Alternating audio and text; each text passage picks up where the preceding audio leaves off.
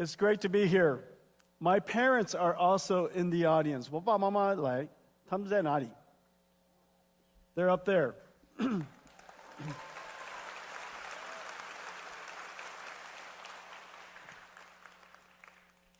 Nvidia has been coming to Taiwan for over 30 years.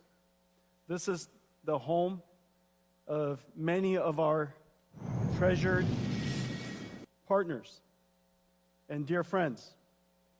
Over the years, you have seen Nvidia grow up and seen us accomplish many exciting things and have been partnered with me all along the way. Today, we're going to talk about where we are in the industry, where we're going to go,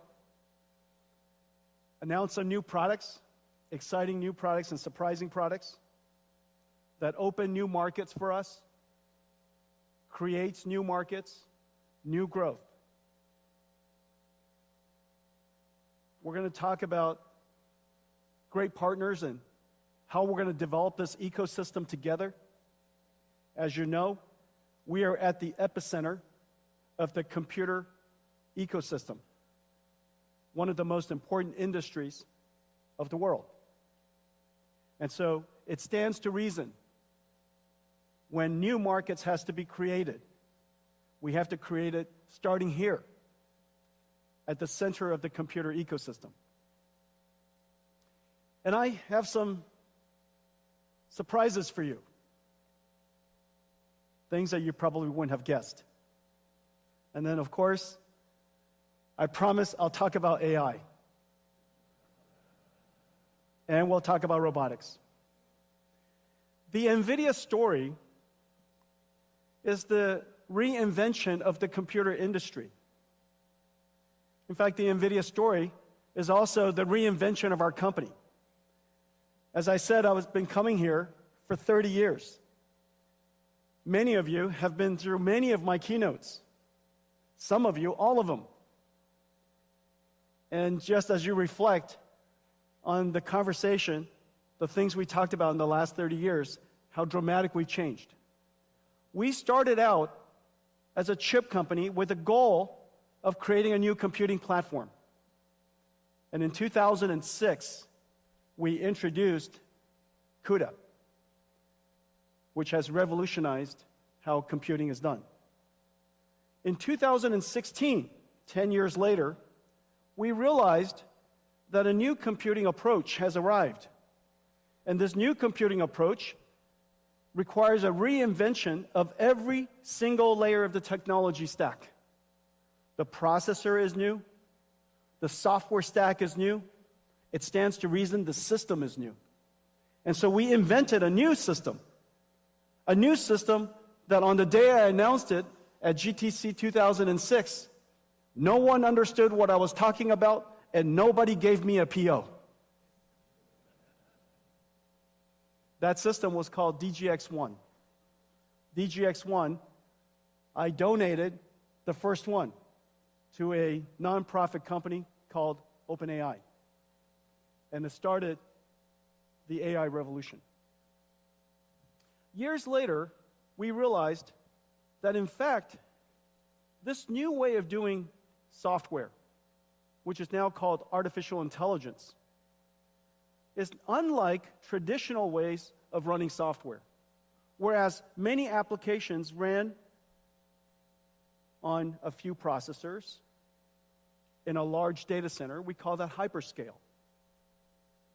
This new type of application requires many processors working together, serving queries for millions of people. And that data center would be architected fundamentally different. We realized there were two types of networks. One for north-south, because you still have to control the storage, you still have to have a control plane, you still have to connect to the outside. But the most important network was going to be east-west. The computers talking to each other to try to solve a problem. We recognized the best networking company in east-west traffic for high-performance computing, large-scale distributed processing, a company that was very dear to our company and very close to our heart, a company called Mellanox, and we bought them 5 years ago, 2019. We converted an entire data center into one computing unit. And you heard me say before, the modern computer is an entire data center. The data center is a unit of computing. No longer just a PC, no longer just a server. The entire data center is running one job. And the operating system would change. NVIDIA's data center journey is now very well known. Over the last 3 years, you've seen some of the ideas that we're shaping and how we are starting to see our company differently. No company in history, certainly no technology company in history, has ever revealed a roadmap for 5 years at a time. No one would tell you what is coming next. They keep it as a secret, extremely confidential. However, we realized that NVIDIA is not a technology company only anymore. In fact, we are an essential infrastructure company. And how can you plan your infrastructure, your land, your shell, your power, your electricity, all of the necessary financing around all over the world? How would you possibly do that if you didn't understand what I was going to make? And so we described our company's roadmap in fair detail, enough detail that everybody in the world can go off and start building data centers. We realize now we are an AI infrastructure company. An infrastructure company that's essential all around the world. Every region, every industry, every company will build these infrastructures. And what are these infrastructure? These infrastructure, in fact, not unlike the first industrial revolution, when people realized, GE, Westinghouse, Siemens, realized that there was a new type of technology called electricity, and new infrastructure has to be built all around the world. And these infrastructure became essential part of social infrastructure. That infrastructure is now called electricity. Years later, this is during all of our generation, we realized there was a new type of infrastructure. And this new infrastructure was very conceptual, very hard to understand. And this infrastructure called information. This information infrastructure, the first time it was described, made no sense to anybody. But we now realized it is the internet. And every internet is everywhere. And everything is connected to it. Well, there's a new infrastructure now. This new infrastructure is built on top of the first two. And this new infrastructure is an infrastructure of intelligence. I know that right now, when we say there's an intelligence infrastructure, it makes no sense. But I promise you, in 10 years' time, you will look back and you will realize that AI has now integrated into everything. And in fact, we need AI everywhere. And every region, every industry, every country, every company, all needs AI. AI has now part of infrastructure. And this infrastructure, just like the internet, just like electricity, needs factories. And these factories are essentially what we build today. They're not data centers of the past, a $1 trillion industry providing information and storage, supporting all of our ERP systems and our employees. That's a data center of the past. This is similar in the sense that it came from the same industry. It came from all of us. But it's going to emerge as something completely different, completely separated from the world's data center. And these AI data centers, if you will, are improperly described. They are, in fact, AI factories. You apply energy to it, and it produces something incredibly valuable. And these things are called tokens. To the point where companies are starting to talk about how many tokens they produced last quarter and how many tokens they produced last month. Very soon, we'll be talking about how many tokens we produce every hour, just as every single factory does. And so the world has fundamentally changed. We went from a company on the day that we started our company, I was trying to figure out how big our opportunity was in 1993. And I came to the conclusion, NVIDIA's business opportunity was enormous. $300 million. We're going to be rich. $300 million chip industry to a data center opportunity that represents about $1 trillion to now an AI factory, an AI infrastructure industry that will be measured in trillions of dollars. And this is the exciting future that we're undertaking. Now, at its core, everything we do is founded on several important technologies. Of course, I talk about accelerated computing a great deal. I talk about AI a great deal. What makes NVIDIA really special is the fusion of these capabilities.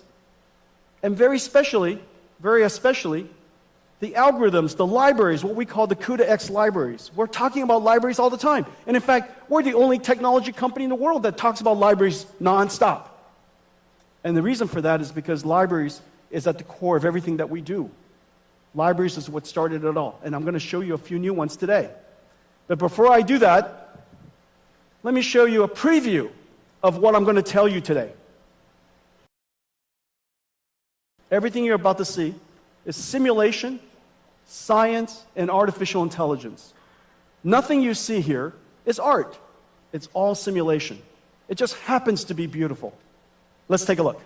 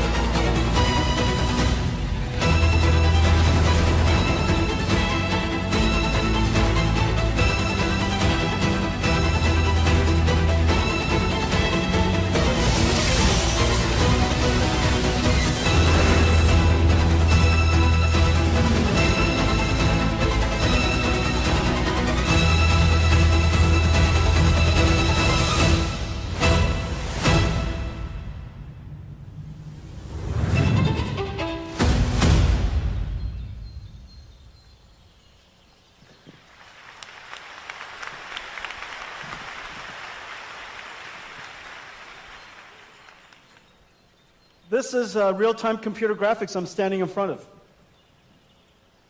This is not a video, this is computer graphics. It's generated by GeForce. This is a brand new GeForce 5060, RTX 5060. And this is from ASUS. My good friend Johnny is in the front row. And this is from MSI. And we took this incredible GPU and we shrunk it in here. Does that make any sense? See? This is incredible. And so this is MSI's new laptop with 5060 in it. GeForce brought CUDA to the world. Right now, what you're seeing is every single pixel is ray traced. How is that possible that we're able to simulate photon and deliver this kind of frame rate at this resolution? Well, the reason for that is artificial intelligence. We are only rendering 1 out of 10 pixels. So every pixel that you see, only 1 out of 10 is actually computed. The other 9, AI guessed. Does that make any sense? And it's perfect. It's completely perfect. It guessed it perfectly. Of course, the technology is called DLSS, neural rendering. It took us many, many years to develop. We started developing it the moment we started working on AI, so it's been a 10-year journey. And the advance in computer graphics has been completely revolutionized by AI. GeForce brought AI to the world. Now AI came back and revolutionized GeForce. So really, really amazing. Ladies and gentlemen, GeForce.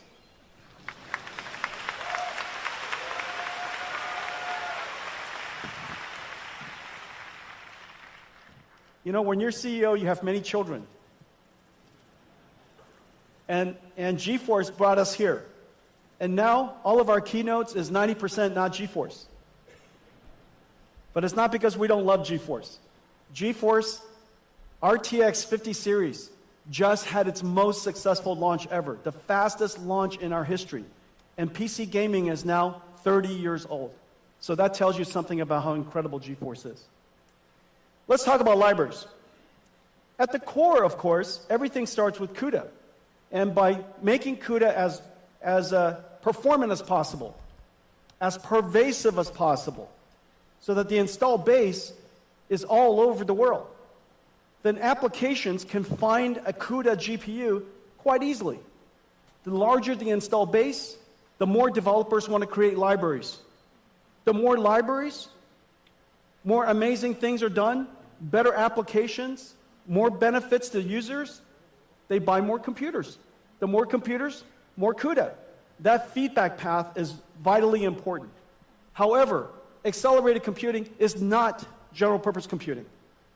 General purpose computing, write software, everybody writes it in, Python or C or C++, and you compile it. The methodology for general purpose computing is consistent throughout. Write the application, compile the application, run it on a CPU. However, that fundamentally doesn't work in accelerated computing, because if you could do that, it would be called a CPU. What's the point of not just changing the CPU so you could write the software, compile the software, run it on a CPU?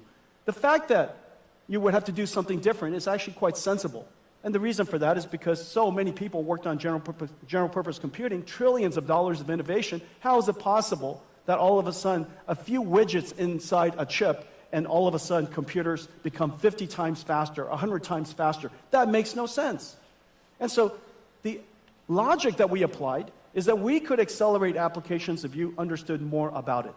You can accelerate applications if you were to create an architecture that are better suited to accelerate, to run at the speed of light, 99% of the runtime, and just even though it's only 5% of the code, which is quite surprising. Most applications, small parts of the code consumes most of the runtime.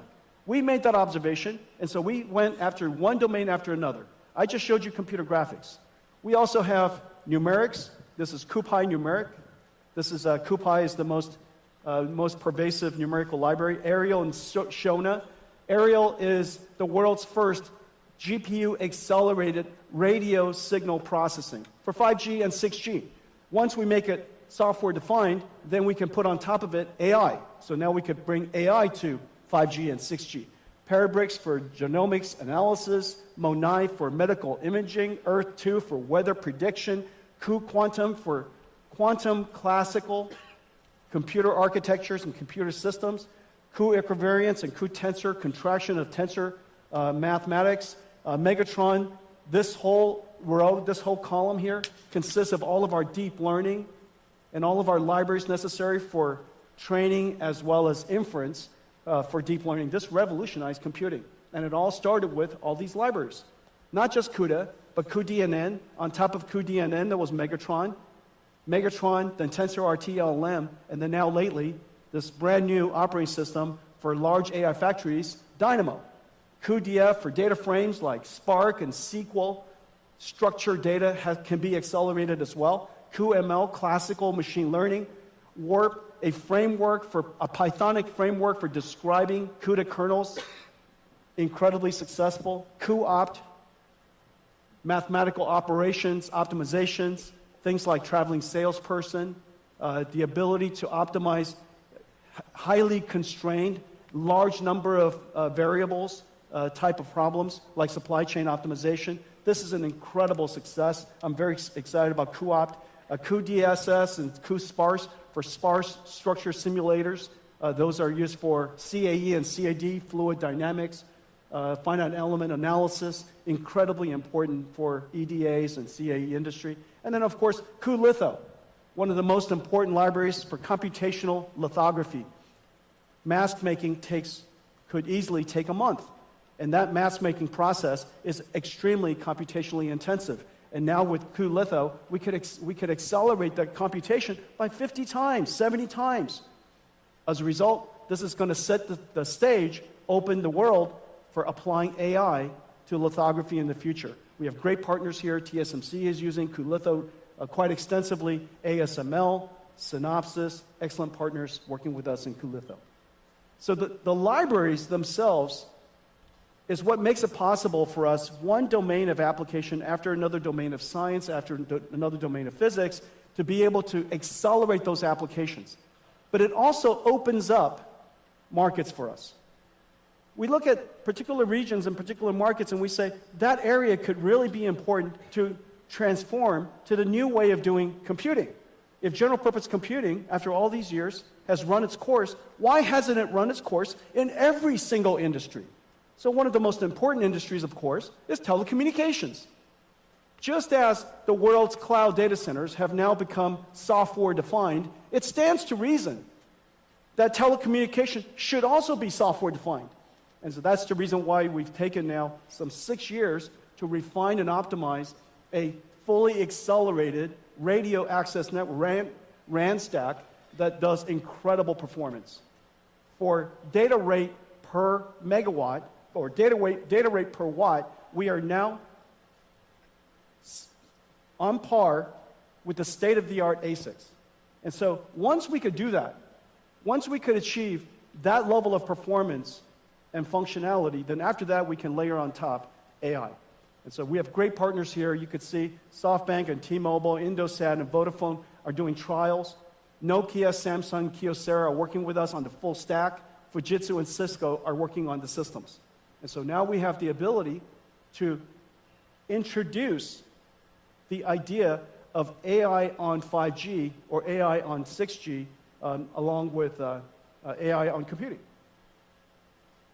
We're doing that with quantum computing. Quantum computing is still at the noisy, intermediate scale quantum, called NISQ.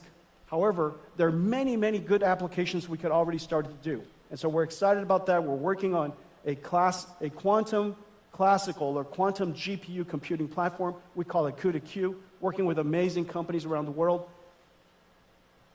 GPUs could be used for pre-processing and post-processing, for error correction, for control.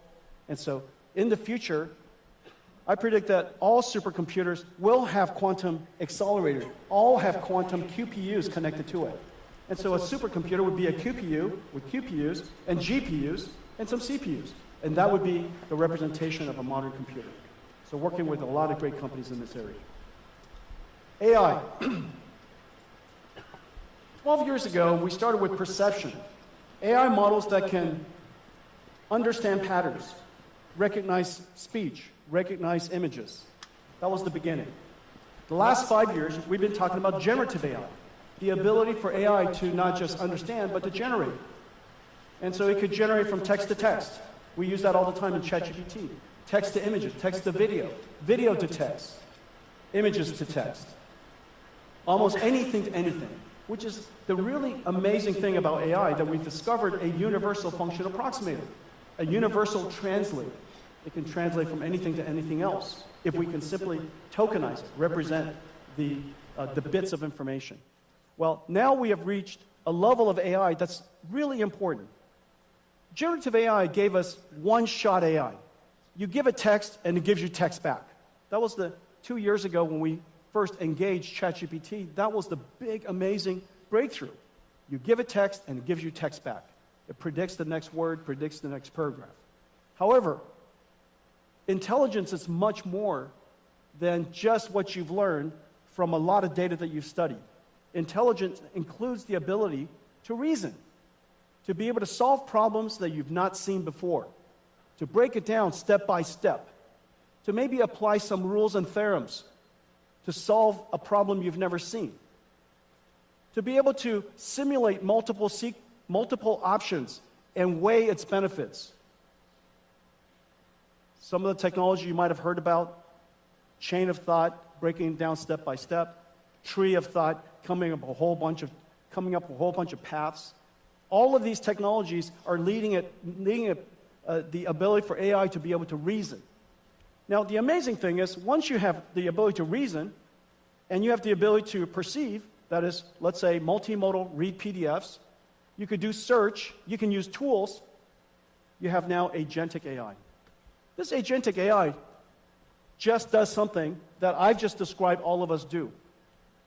We're given a goal, we break it down step by step, we reason about what to do, what's the best way to do it, we consider its consequences, and then we start executing the plan. The plan might include doing some research, might include doing some work, using some tools. It might include reaching out to another AI agent to collaborate with it. Agentic AI is basically understand, think, and act. Well, understand, think, and act is the robotics loop. Agentic AI is basically a robot in a digital form. These are going to be really important in the coming years. We're seeing enormous progress in this area. The next wave, beyond that, is physical AI. AI that understands the world. They understand things like inertia, friction, cause and effect. That if I roll a ball and it goes under a car, depending on the speed of the ball, it probably went to the other side of the car. But the ball did not disappear. Object permanence. You might be able to reason that if there's a table in front of you and you have to go to the other side, the best way to do it is not to go right through it. The best way is maybe go around it or underneath it. To be able to reason about these physical things is really essential to the next era of AI. We call that physical AI. And so in this particular case, you're seeing us simply prompt the AI, and it generates videos to train a self-driving car in different scenarios, and I'll show you more of that later. That's a dog. It said, generate me a dog, generate me one with a bird, with people. And it started out with the image on the left. And then the phase after that, we take reasoning systems, generative systems, physical AI, and this level of capability would now go into a physical embodiment. We call it a robot. If you could imagine that you can prompt an AI to generate a video to reach and pick up a bottle, of course you could imagine telling a robot to reach out and pick up the bottle. The AI capability today has the ability to do those things. Well, the computer that's where we're going in the near future. The computer that we're building to make this possible has properties that are very different than the previous. The revolutionary computer called Hopper came into the world about 3 years ago, and it revolutionized AI as we know it. It became probably the most popular, most well-known computer in the world. In the last several years, we've been working on a new computer to make it possible for us to do inference time scaling, or basically thinking incredibly fast. Because when you think, you're generating a lot of tokens in your head, if you will. You're generating a lot of thoughts, and you iterate in your brain before you produce the answer. So what used to be one-shot AI is now going to be thinking AI. reasoning AI, inference time scaling AI. And that's going to take a lot more computation. And so we created a new system called Grace Blackwell. Grace Blackwell does several things. It has the ability to scale up. Scale up means to turn what is a computer into a giant computer. Scale out is to take a computer and connect many of them together and let the work be done in many different computers. Scaling out is easy. Scaling up is incredibly hard. Building larger computers that is beyond the limits of semiconductor physics is insanely hard. And that's what Grace Blackwell does. Grace Blackwell broke just about everything. And all of you in the audience, many of you are partnering with us to build Grace Blackwell systems. I'm so happy to say that we're in full production, but we can also say it was incredibly challenging. Although the Blackwell systems based on HGX has been in full production since the end of last year and has been available since February, we are now just putting online all the Grace Blackwell systems. They're coming online all over the place every single day. It's available in CoreWeave now for several weeks. It's already being used by many CSPs. And now you're starting to see it coming up from everywhere. Everybody's starting to tweet out that Grace Blackwell is in full production. In Q3 of this year, just as I promised, every single year, we will increase the performance of our platform every single year like rhythm. And this year, in Q3, we'll upgrade to Grace Blackwell GB300. The GB300 will increase it's the same architecture, same physical footprint, same electrical and mechanicals, but the chips inside have been upgraded.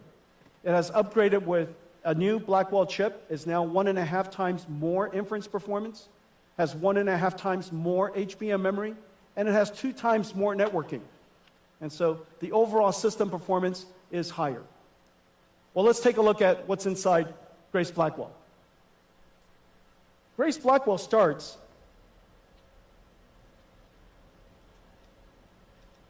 with this compute node. This compute node right here, this is one of the compute nodes. This is what the last generation looks like, the B200. This is what B300 looks like. Notice right here in the center, it's 100% liquid cooled now, but otherwise, externally, it's the same.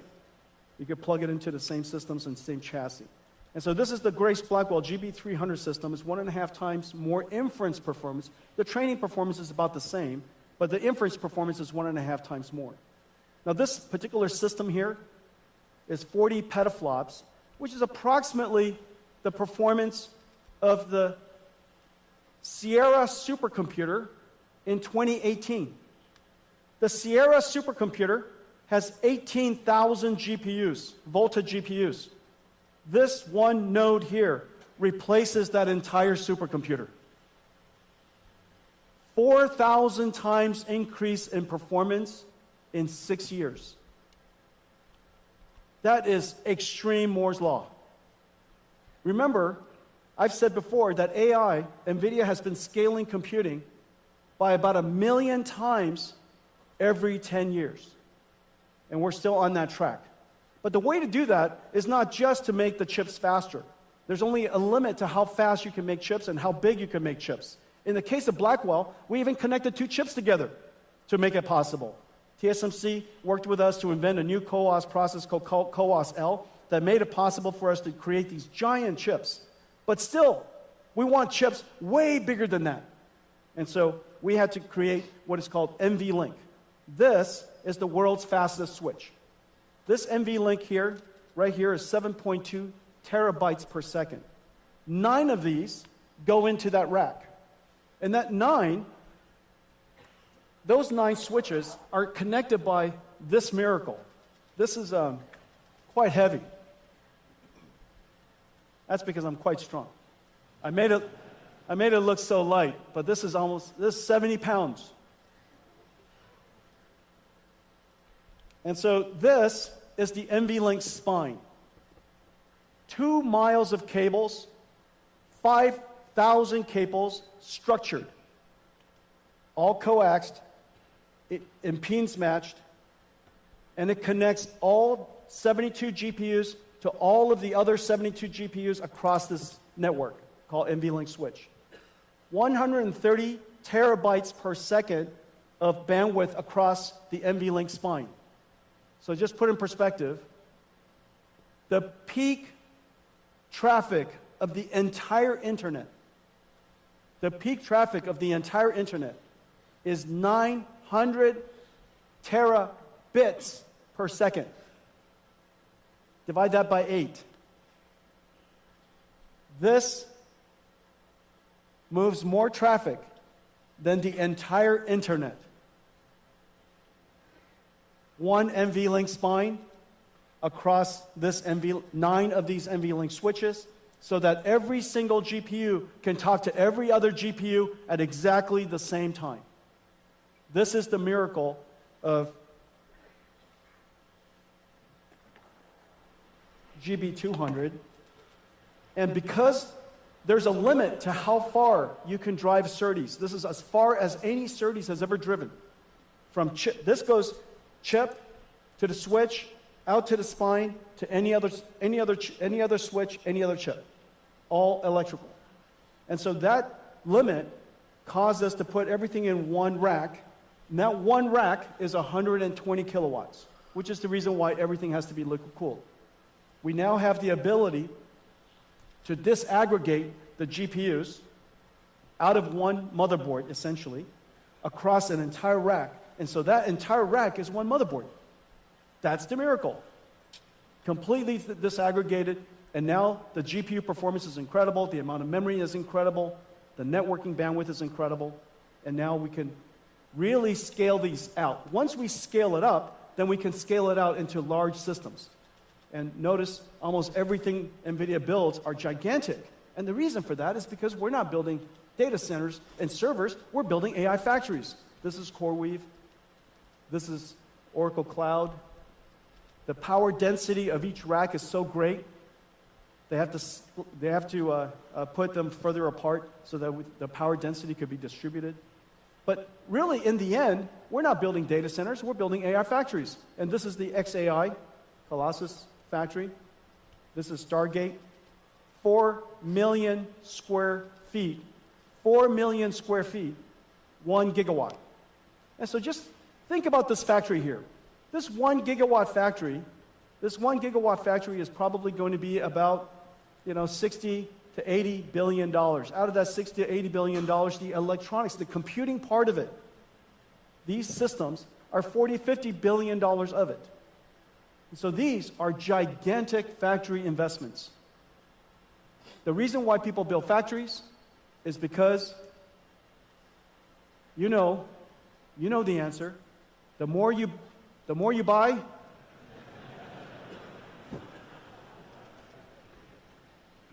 say it with me. The more you buy, the more you make. That's what factories do. Okay.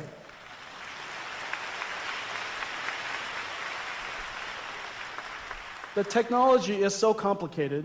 And in fact, just looking at it here, you still cannot get the deep appreciation of the amazing work that's being done in all of our partners and all of the companies here in the audience in Taiwan. And so we made you a movie. I made you a movie. Take a look. Blackwell is an engineering marvel. It begins as a blank silicon wafer at TSMC. Hundreds of chip processing and ultraviolet lithography steps build up each of the 200 billion transistors, layer by layer on a 12-inch wafer.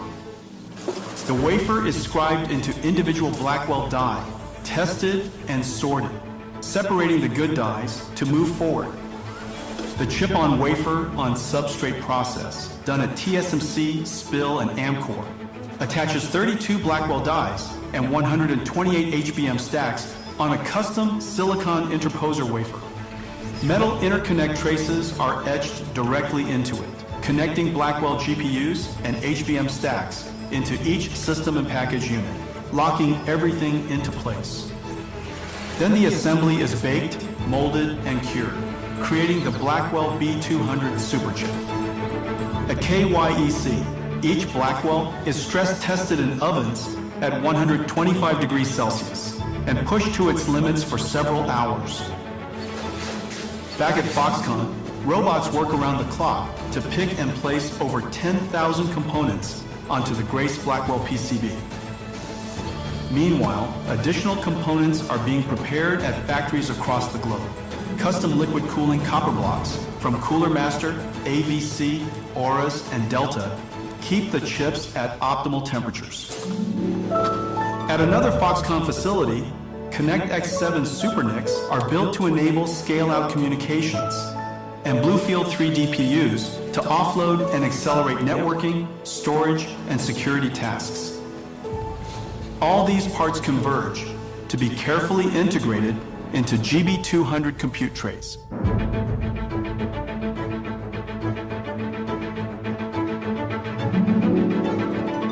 NVLink is the breakthrough high-speed link that Nvidia invented to connect multiple GPUs and scale up into a massive virtual GPU. The NVLink switch tray is constructed with NVLink switch chips, providing 14.4 terabytes per second of all-to-all bandwidth. NVLink spines form a custom blind-mated backplane, integrating 5,000 copper cables to deliver 130 terabytes per second of all-to-all bandwidth. This connects all 72 Blackwells, or 144 GPU dies, into one giant GPU. From around the world, parts arrive. From Foxconn, Wistron, Quanta, Dell, Asus, Gigabyte, HPE, Supermicro, and other partners to be assembled by skilled technicians into a rack-scale AI supercomputer. In total, 1.2 million components, 2 miles of copper cable, 130 trillion transistors, weighing 1,800 kilograms. From the first transistor etched into a wafer to the last bolt fastening the Blackwell rack, every step carries the weight of our partners' dedication, precision, and craft. Blackwell is more than a technological wonder. It's a testament to the marvel of the Taiwan technology ecosystem.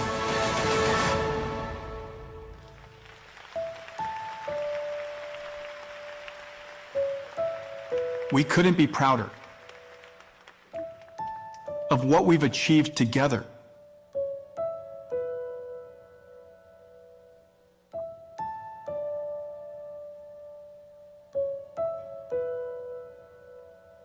Thank you, Taiwan.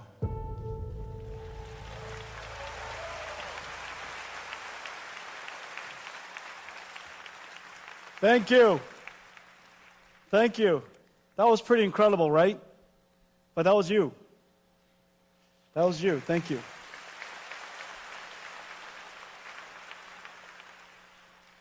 Well, Taiwan doesn't just build supercomputers for the world.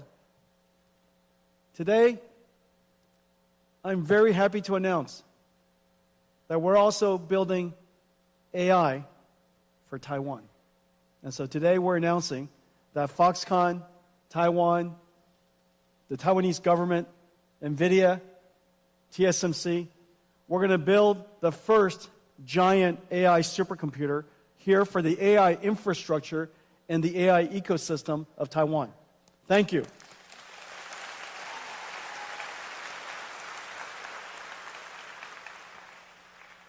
Is there anybody who needs an AI computer? Any AI researchers in the audience?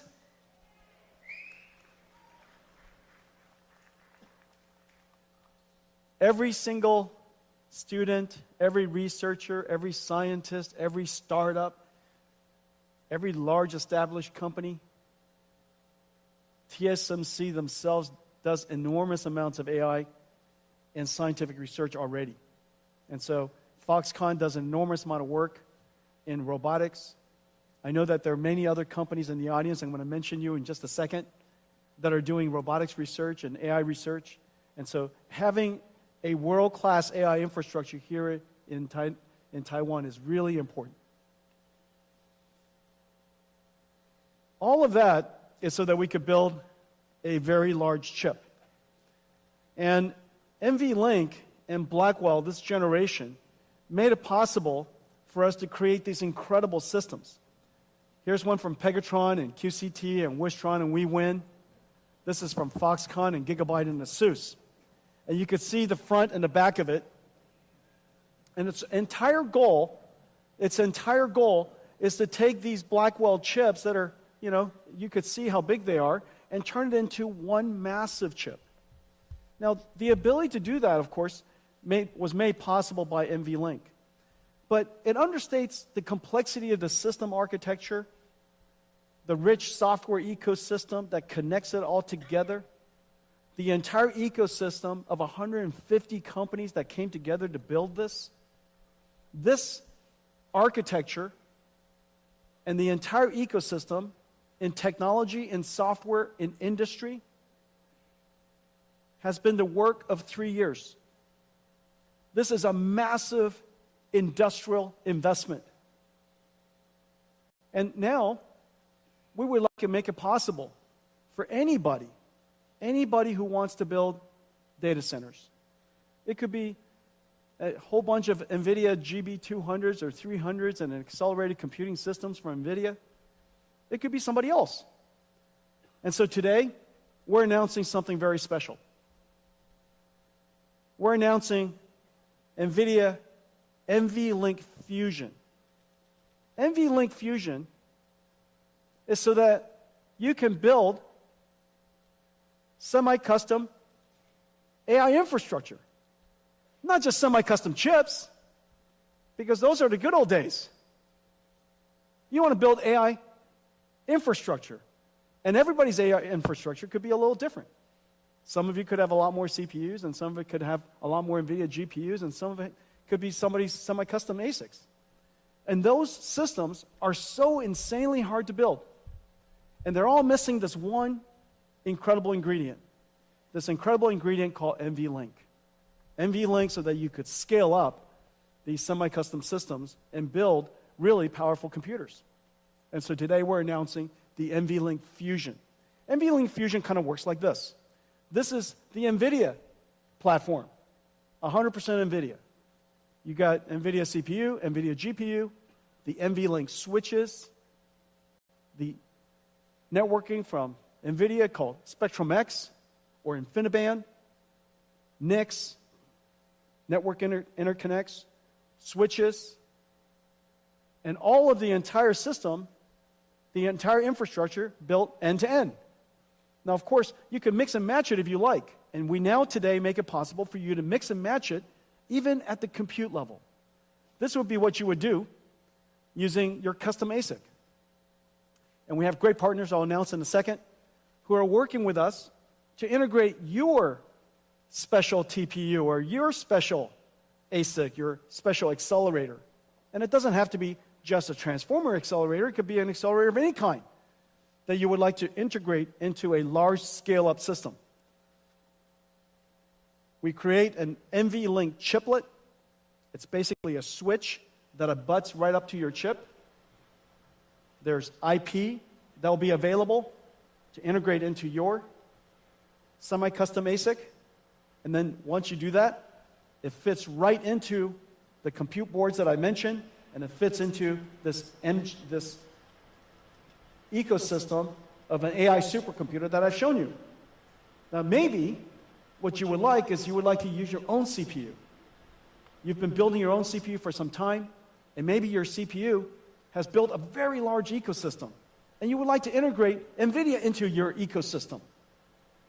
And now we make it possible for you to do that. You could do that by building your custom CPU. We provide you with our NVLink chip-to-chip interface into your ASIC.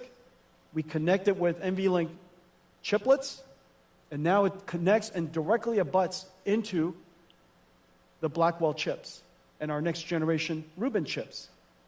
And again, it fits right into this ecosystem. This incredible body of work now becomes flexible and open for everybody to integrate into. And so your AI infrastructure could have some NVIDIA, a lot of yours. A lot of yours, and and a lot of CPUs, a lot of ASICs, maybe a lot of NVIDIA GPUs as well. And so in any case, you have the benefit of using the NVLink infrastructure and the NVLink ecosystem, and it's connected perfectly to Spectrum-X. And all of that, you know, is industrial strength and has the benefit of an enormous ecosystem of industrial partners who have already made it possible. So this is the NVLink Fusion. Whether you buy completely from us, that's fantastic. Nothing gives me more joy than when you buy everything from NVIDIA. I just want you guys to know that. But it gives me tremendous joy if you just buy something from NVIDIA.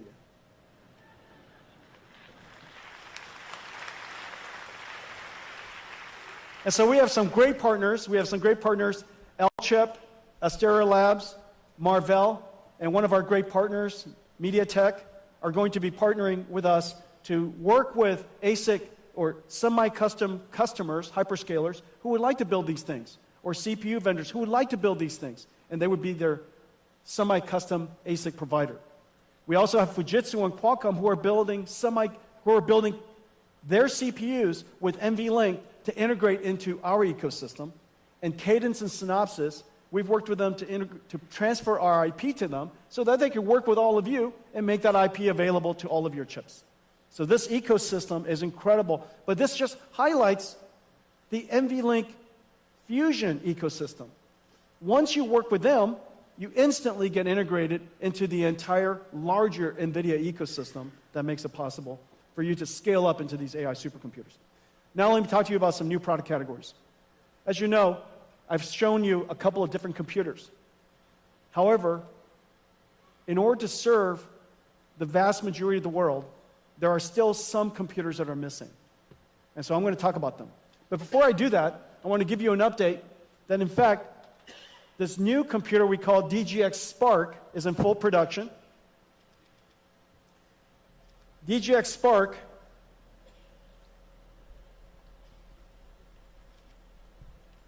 will be ready, will be available shortly, probably in a few weeks. We have tremendous partners working with us: Dell, HPI, ASUS, MSI, Gigabyte, Lenovo. Incredible partners working with us. And this is the DGX Spark. This is actually a production unit. This is our version. This is our version. However, our partners are building a whole bunch of different versions.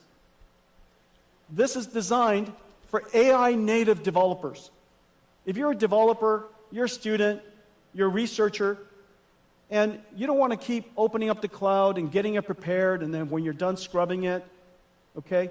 But you would just like to have your own, basically your own AI cloud sitting right next to you, and it's always on, always waiting for you. It allows you to do your prototyping, early development, and this is what's amazing. This is DGX Spark. It's 1 petaflops and 128 gigabytes. In 2016, when I delivered DGX1, this is just the bezel. I can't lift the whole computer. It's 300 pounds. This is DGX1. This is 1 petaflops and 128 gigabytes. Of course, this is 128 gigabytes of HBM memory, and this is 128 gigabytes of LPDDR5X. The performance is, in fact, quite similar.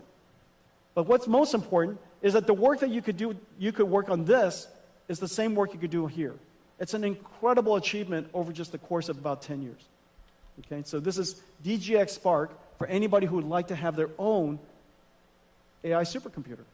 And it's, I'll let all of our partners price it for themselves, but one thing for sure, everybody can have one for Christmas.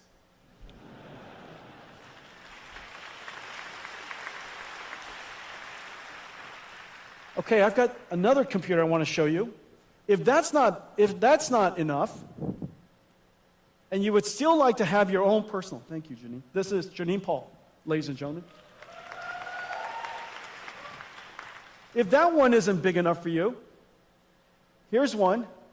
This is another desk side. This is also going to be available from Dell and HPI, ASUS, Gigabyte, MSI, Lenovo. It'll be available from Box, from Lambda, amazing workstation companies. And this is going to be your own personal DGX supercomputer. This computer is the most performance you can possibly get out of a wall socket. You could put this in your kitchen,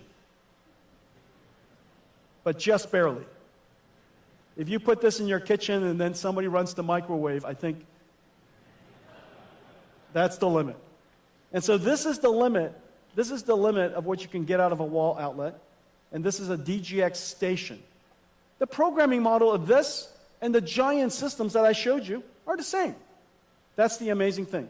One architecture, and this has the ability, enough capacity and performance to run a 1 trillion parameter AI model. Remember, Llama is Llama 70B. A 1 trillion parameter model is going to run wonderfully on this machine. Okay, so that's the DGX station. So now let's talk about, remember these systems are, thank you, Jenny. These systems are AI natives. They're AI native computers. They're computers built for this new generation of software. It doesn't have to be x86 compatible. It doesn't have to run traditional IT software. It doesn't have to run hypervisors. It doesn't have to run it doesn't have to run Windows. These computers are designed for the modern AI native applications. Of course, these AI applications could be APIs that can be called upon by the traditional and the classical applications.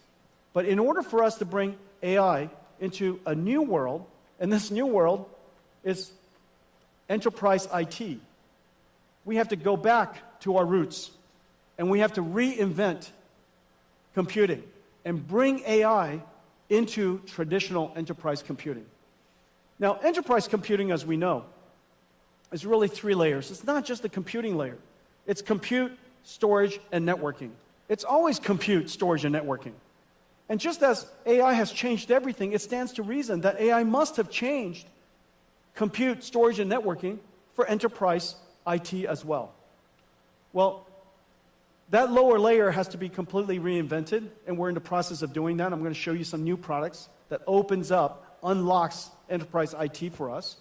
It has to work with the traditional IT industry, and it has to add a new capability. And the new capability for enterprise is agentic AI.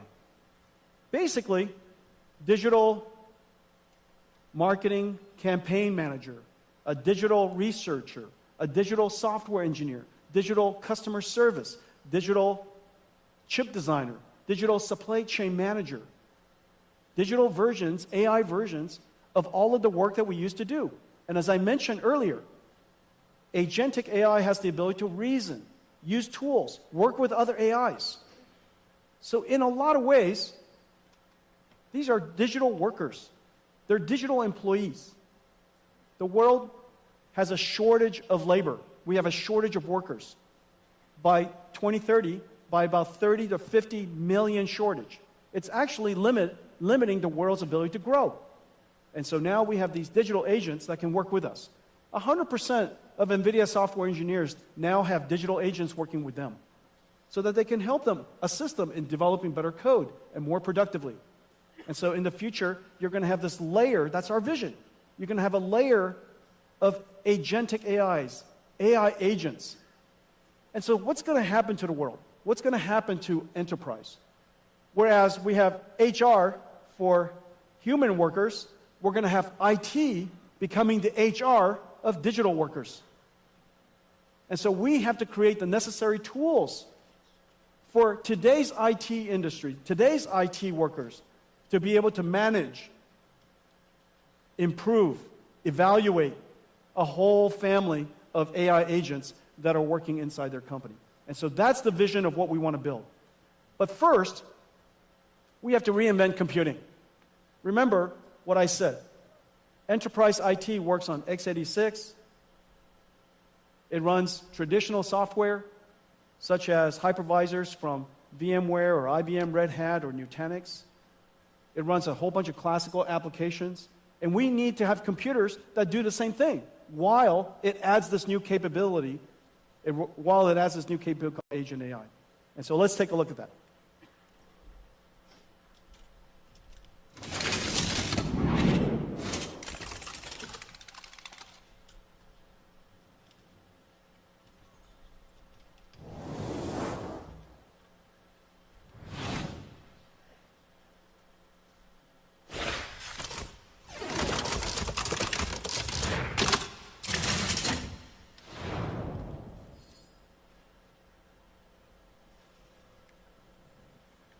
Okay, this is the brand new RTX Pro Enterprise and Omniverse server. This server can run everything. It has x86, of course. It can run all of the classical hypervisors. It runs Kubernetes in those hypervisors. So the way that your IT department wants to manage your network and how they want to manage your clusters and orchestrate workload works exactly the same way. It has the ability to even stream Citrix and what other virtual desktops to your PC. Everything that runs in the world today should run here. Omniverse runs on here perfectly. But in addition to that, this is the computer for enterprise AI agents. Those AI agents could be only text. Those AI agents could also be computer graphics. Little TJs, coming to you, little toy Jensens coming to see you, helping you do work. And so those AI agents could be either in text form, it could be in graphics form, it could be in video form. All of those workloads work on this system. No matter the modality, every single model that we know of in the world, every application that we know of, should run on this. In fact, even Crysis works on here. Okay, so anybody who's a GeForce gamer? There are no GeForce gamer in the room.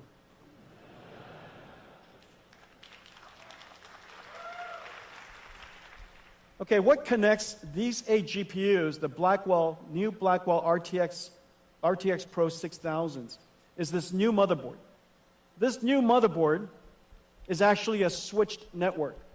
CX8 is a new category of chips. It's a switch first, networking chip second. It's also the most advanced networking chip in the world. This is now in volume production, CX8. In the CX8, you plug in the GPUs. The CX8s are in the back. PCI Express connected here. CX8 communicates between them. And the networking bandwidth is incredibly high at 800 gigabits per second. And this is the transceiver that plugs into here. So each one of these GPUs have their own networking interface. All of the GPUs are now communicating to all of the other GPUs on east-west traffic. Incredible performance. Now, the surprising part is this, how incredible it is. So this is RTX Pro. This is the performance, and I showed you guys at GTC how to think about performance in the world of AI factories. The way to think about this is throughput. This is tokens per second, which is the y-axis. The more output your factory, the more tokens you produce. Okay, so throughput is measuring tokens per second. However, every AI model is not the same. And some AI models require much more reasoning. And so you need those AI models, you need the performance per user to be very high. So the tokens per second per user has to be high.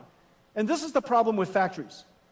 Factories either like to have high throughput or low latency, but it doesn't like to have both. And so the challenge is how to create an operating system that allows us to have high throughput, the y-axis, while having very low latency, which is the y-axis, interactivity, tokens per second per user. And so this chart tells you something about the overall performance of the computer, of the overall computers of the factory. Look at all of those different colors. It represents the different ways you have to configure all of our GPUs to achieve the performance. Sometimes you need pipeline parallelism. Sometimes you want expert parallelism.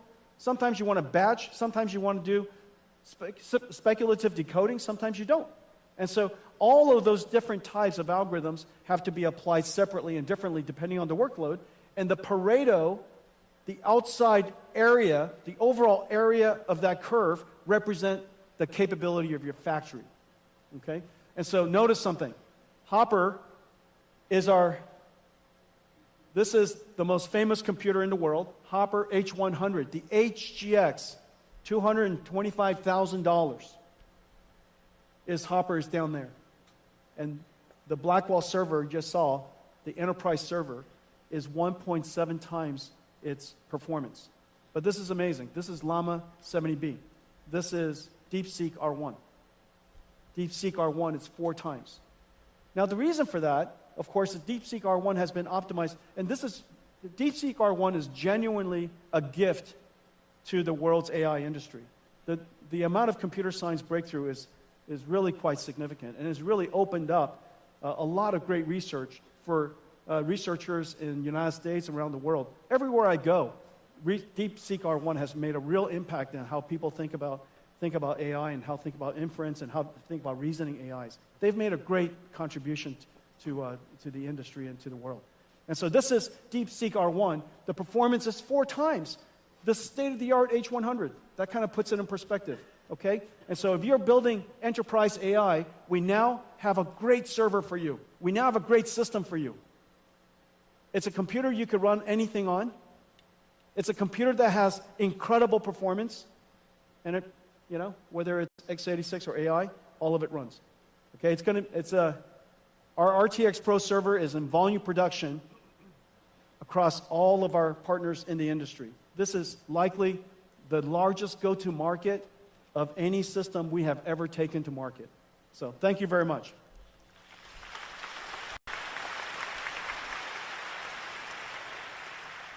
The compute platform is different.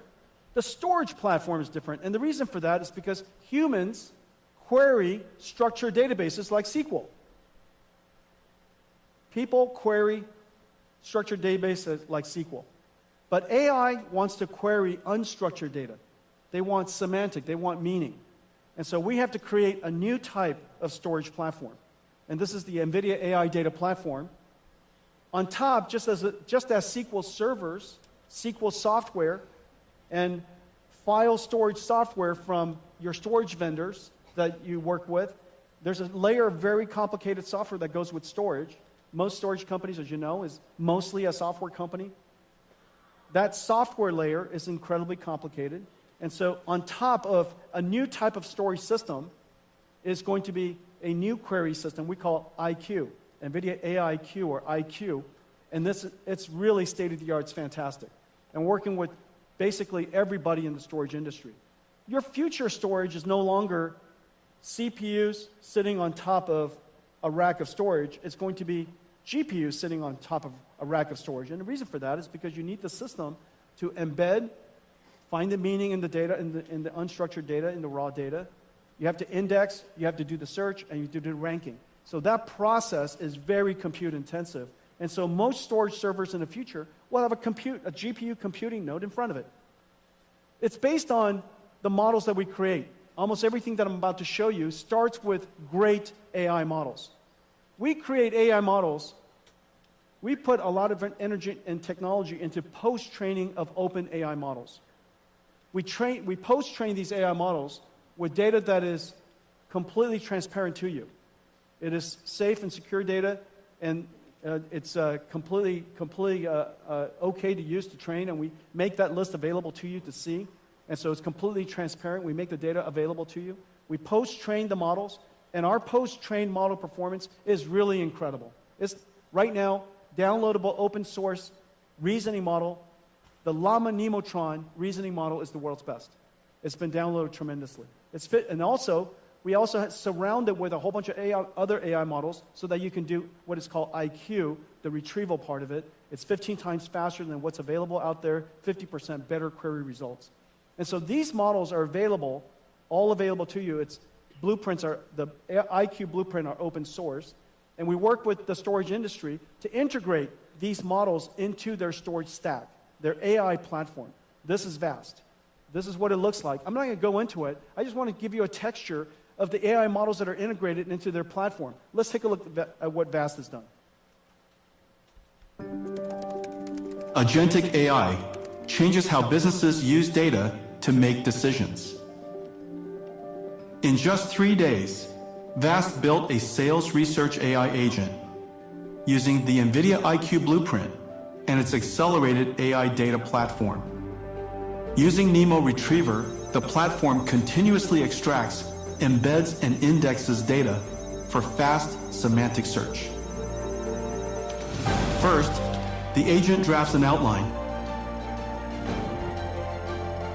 then taps into CRM systems, multimodal knowledge bases, and internal tools.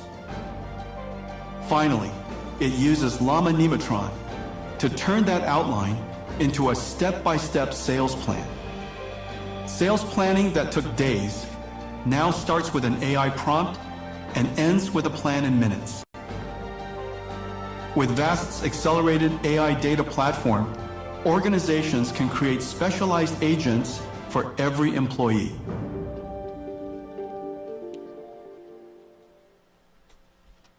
Okay, so that's VAST. Dell has a great AI platform, one of the world's leading storage vendors. Hitachi has a great AI platform, AI data platform. IBM is building an AI data platform with NVIDIA NeMo. NetApp is building an AI platform. As you could see, all of these are open to you. And if you're building an AI platform with a semantic query AI in front of it, NVIDIA NeMo is the world's best. Okay, so that gives you now compute for enterprise and storage for enterprise. The next part is a new layer of software called AI Ops. Just as supply chain has their ops and HR has their ops, in the future, IT will have AI ops. And they will curate data, they'll fine-tune the models, they'll evaluate the models, guardrail the models, secure the models, and we have a whole bunch of libraries and models necessary to integrate into the AI ops ecosystem. We got great partners to help us do that, to take it to market for us. CrowdStrike is working with us. Data IQ is working with us. Data Robots is working with us. You can see these are all AI operations creating fine-tuning models and deploying models for agentic AI in enterprise. And you could see NVIDIA libraries and models integrated all over it. So Data Robots, here's Data Stacks. This is Elastic. I think I heard somewhere that they're downloaded 400 billion times. This is Nutanix. This is Red Hat. This is Trend Micro here in Taiwan. I think I saw Eva earlier. Okay, hi Eva. Okay, weights and biases. Okay, and so that's it. This is how we're going to bring the world and bring to the world's enterprise IT the ability to add AI to everything that you do. You're not going to rip out everything from IT, the enterprise IT organizations, because companies have to run. But we can add AI into it. And now we have systems that are enterprise ready with ecosystem partners, incredible ecosystem partners. I think I saw Jeff earlier. There's Jeff Clark, the great Jeff Clark. Been coming to Taiwan for as long as I have been coming to Taiwan, and has been a partner of yours for a long time. So there's Jeff Clark.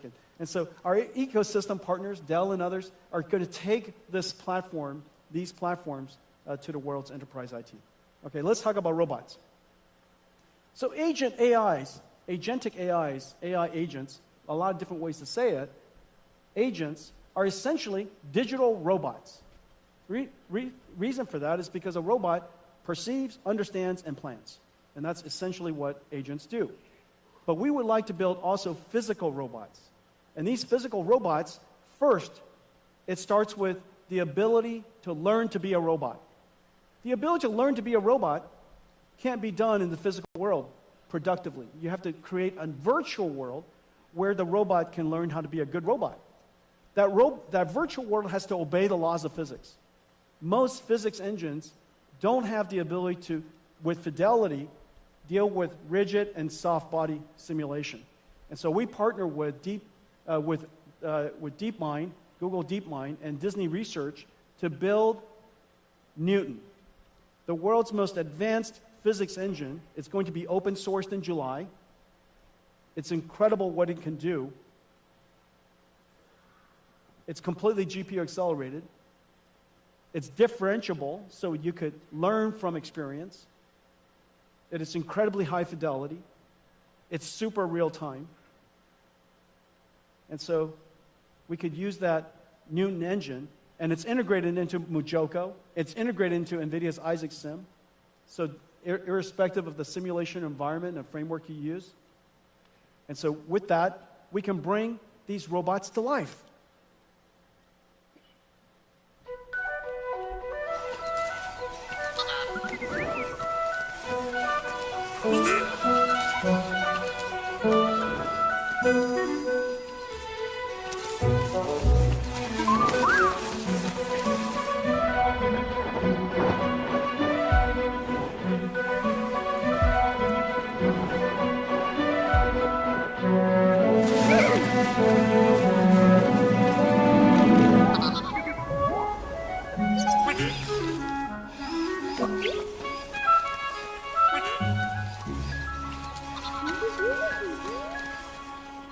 Who doesn't want that?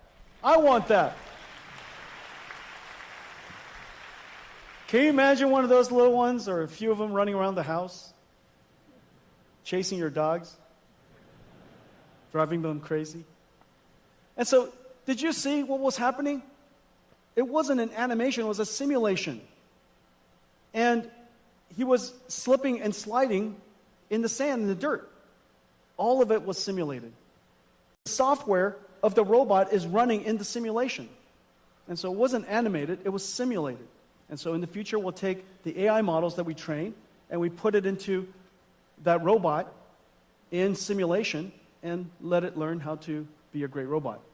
Well, we're working on several things to help the robotics industry. Now, you know that we've been working in autonomous systems for some time. Our self-driving car basically has 3 systems. There's the system for creating the AI model, and that's GB200, GB300. It's going to be used for that, training the AI model. Then you have Omniverse for simulating the AI model. And then when you're done with that AI model, you put that model, the AI, into the self-driving car. Okay? This year, we're deploying Mercedes around the world, our self-driving car stack, end-to-end stack. But we create all of this, and the way we go to market is exactly the same that we work everywhere else.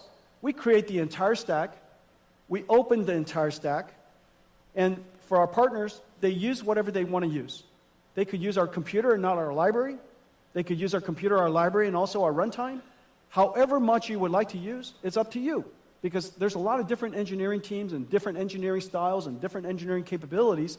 We want to make sure that we provide our technology in a way that makes it as easy as possible for everybody to integrate NVIDIA's technology. You know, like I said, I love it if you buy everything from me, but just please buy something from me. Very practical. And so we're doing exactly the same thing in robotic systems, just like cars. And so this is our Isaac GR00T platform. The simulation is exactly the same as Omniverse. The training system is the same.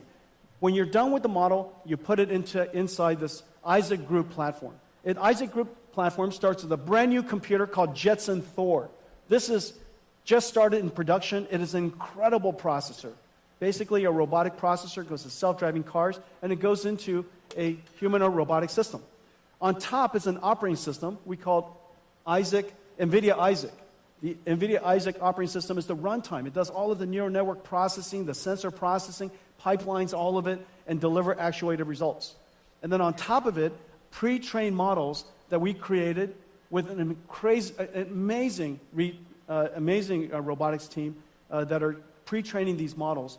And all the tools necessary in creating this we make available, including the model. And so today we're announcing that Isaac GR00T N1.5 is now open sourced. And it's open to the world to use. It's been downloaded 6,000 times already, and the popularity and the likes and the appreciation from the community is incredible. And so that's creating the model. We also open the way we created the model. The biggest challenge in robotics is and well, the biggest challenge in AI overall is what is your data strategy? And your data strategy has to be, that's where a great deal of research and a great deal of technology goes into. In the case of robotics, human demonstration, just like we demonstrate to our children or a coach demonstrates to an athlete, you demonstrate using teleoperations. You demonstrate to the robot how to perform the task, and the robot can generalize from that demonstration, because AI can generalize and we have technology for generalization. You can generalize from that one demonstration other techniques, okay? And so what if you want to teach this robot a whole bunch of skills? How many different teleoperation people do you need? Well, it turns out to be a lot.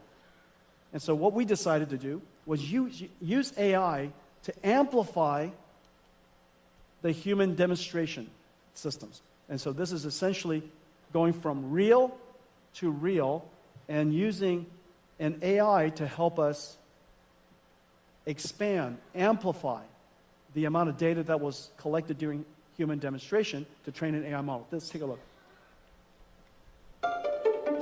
The age of generalist robotics has arrived, with breakthroughs in mechatronics, physical AI, and embedded computing.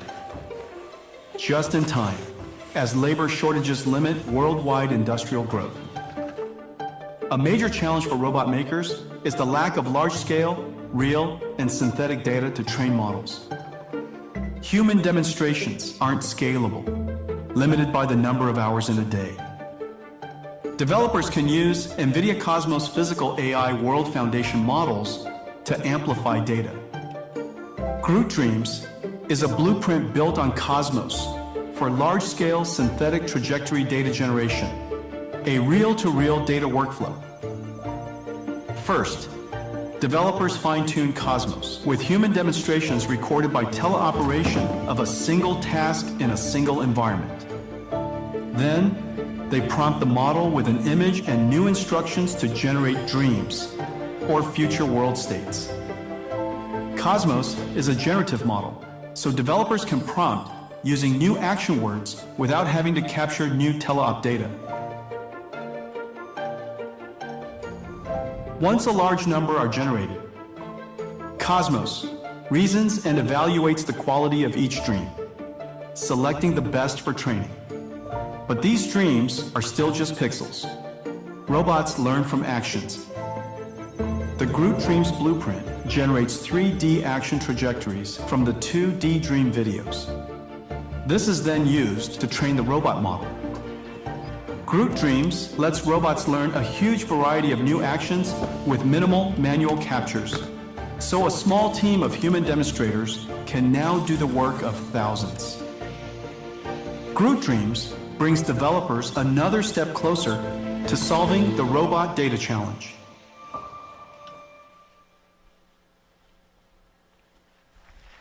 Is that great?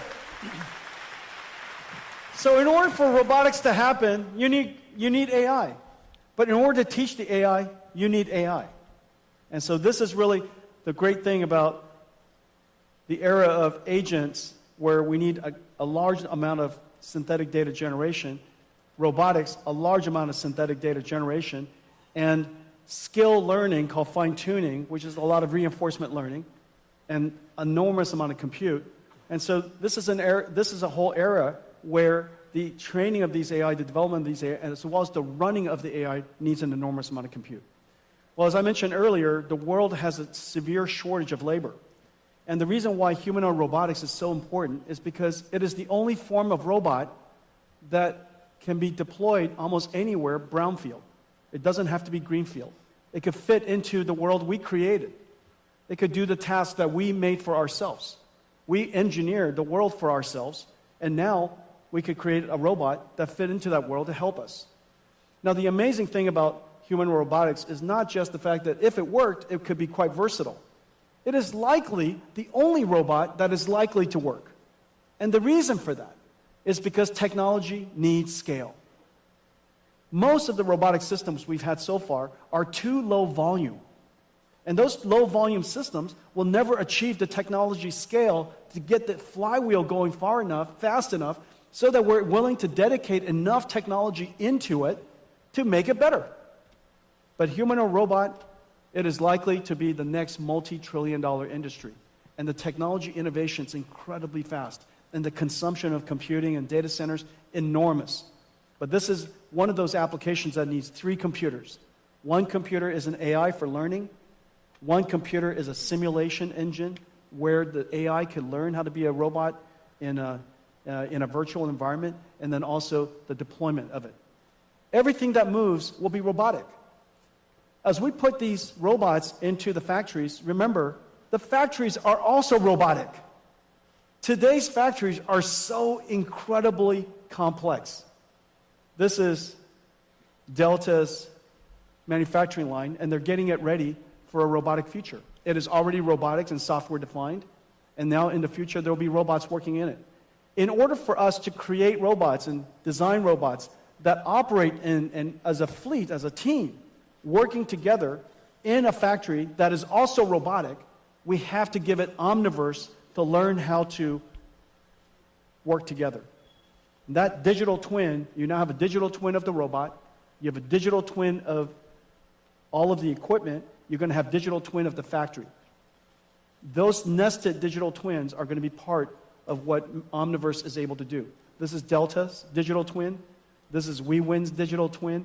Now, while you're looking at this, if you look at it too closely, you think that it's in fact photographs. These are all digital twins. They're all simulations. They just look beautiful. The image just looks beautiful, but they're all digital twins. This is Pegatron's digital twin. This is Foxconn's digital twin. This is Gigabyte's digital twin. This is Quanta's. This is Wistron's. TSMC is building a digital twin of their next fab. As we speak, there are $5 trillion of plants being planned around the world. Over the next 3 years, $5 trillion of new plants. Because the world is reshaping, because reindustrialization moving around the world, new plants are being built everywhere. This is an enormous opportunity for us to make sure that they build it well and cost effectively and on time. And so putting everything into a digital twin is really a great first step and preparing it for a robotic future. In fact, building that $5 trillion doesn't include a new type of factory that we're building. And even our own factories, we put in a digital twin. This is the Nvidia AI factory in a digital twin. Kaohsiung is a digital twin. They made Kaohsiung a digital twin. There are already hundreds of thousands of buildings, millions of miles of roads. And so, yes, Kaohsiung is a digital twin. Let's take a look at all of this. Taiwan is pioneering software-defined manufacturing.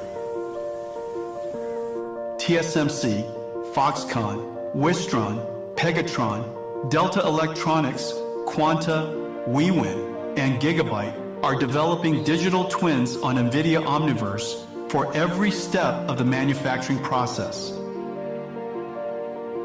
TSMC with MedAI generate 3D layouts of an entire fab from 2D CAD and develop AI tools on 𝗗𝗧 that can simulate and optimize intricate piping systems across multiple floors, saving months of time.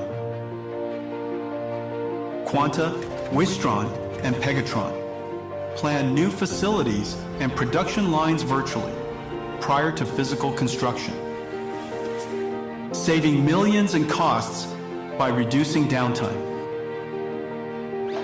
Pegatron simulates solder paste dispensing, reducing production defects.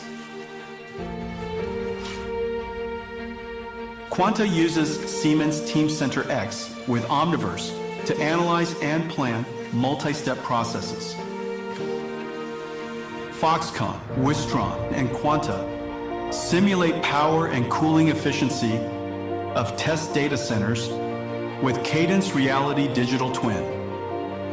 And to develop physical AI-enabled robots, each company uses its digital twin as a robot gym to develop, train, test, and simulate robots.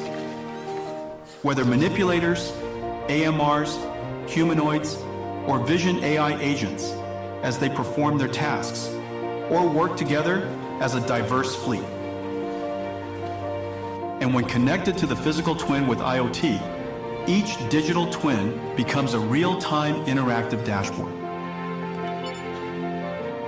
Pegatron uses Nvidia Metropolis to build AI agents who help employees learn complex techniques. Taiwan is even bringing digital twins to its cities.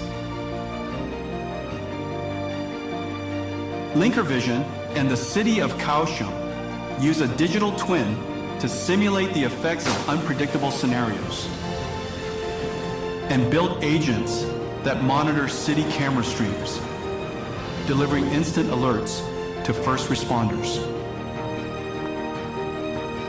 The age of industrial AI is here, pioneered by the technology leaders of Taiwan, powered by Omniverse.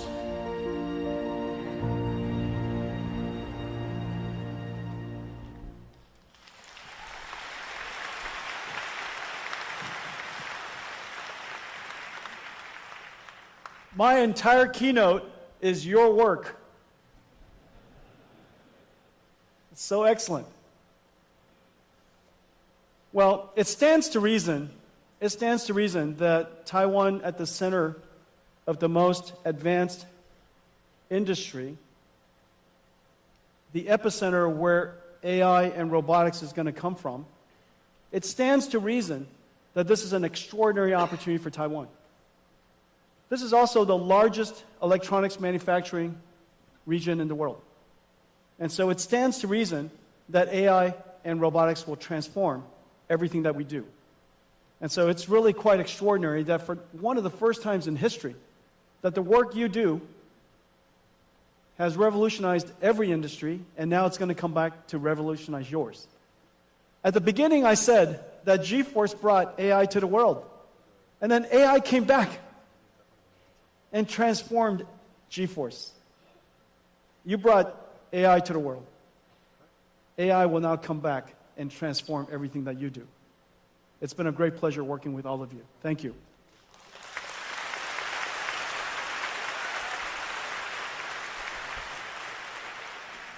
I have a new product. I announced several products already today, but I have a new product to announce.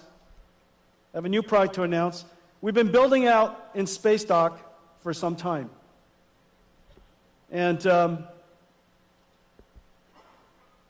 I think it's time for us to reveal one of the largest products that we've ever built. And it's parked outside waiting for us. Let's see how it goes.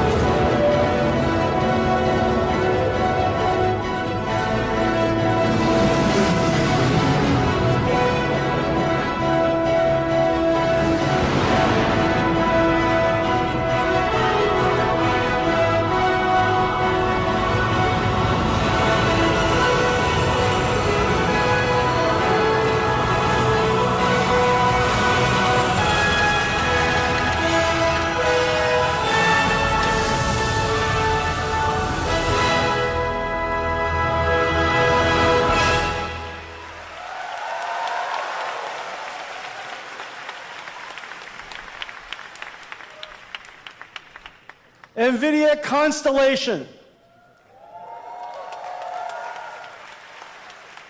NVIDIA Constellation. Well, as you know, we have been growing. And all of our partnerships with you have been growing. The number of engineers we have here in Taiwan have been growing. And so we are growing beyond the limits of our current office. And so I'm going to build them a brand new NVIDIA Taiwan office, and it's called NVIDIA Constellation.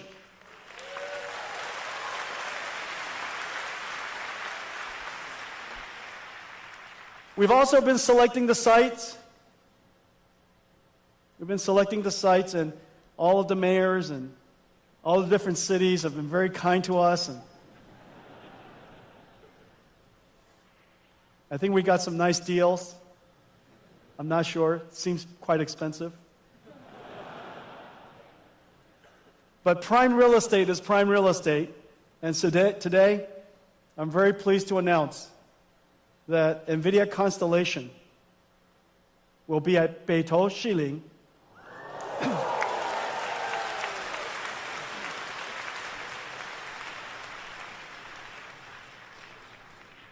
We have negotiated the transfer of the lease from the current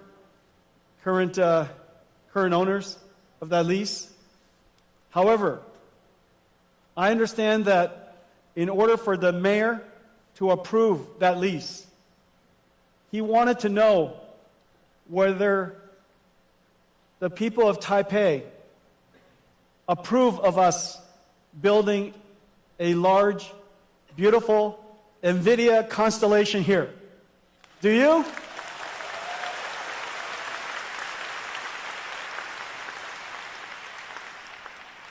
He also asked for you to call him. And so I'm sure you know his numbers. Everybody call him right away. Tell him that you think it's a great idea. So this is going to be NVIDIA Constellation. We're going to build it. We're going to start building as soon as we can. We need the office space. NVIDIA Constellation, 𝗣𝗟𝗨𝗦𝗖𝗢𝗗𝗘. Very exciting. Okay.